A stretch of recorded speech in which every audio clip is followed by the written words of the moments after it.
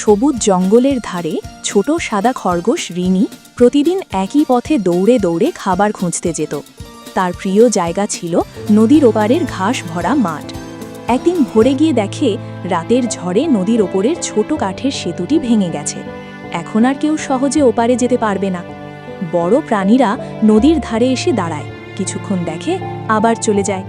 রিনি দাঁড়িয়ে থাকে, সে ওপারের মাঠের দিকে তাকায়, তারপর ভাঙা সেতুর দিকে।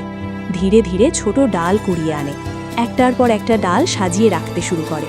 কাজটি কঠিন, তবু সে থামে না। রোদ ওঠে, দুপুর হয়, রিনি ক্লান্ত হয়ে বসে, আবার উঠে দাঁড়ায়। তার ছোট পা কাঁপে, তবু সে ডাল টেনে আনে। কিছুক্ষণ পর একটি কচ্ছপ এসে পাশে ডাল ঠেলে দেয়। তারপর একটি পাখি শুকনো লতা ফেলে যায়।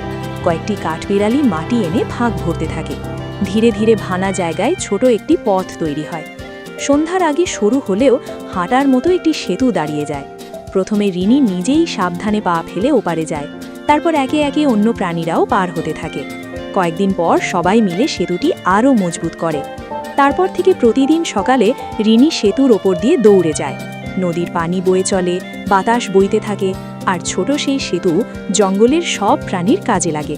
রিনি চুপচাপ নিজের পথে চলে, কিন্তু তার ছোট চেষ্টাই বড় পরিবর্তন এনে দেয়।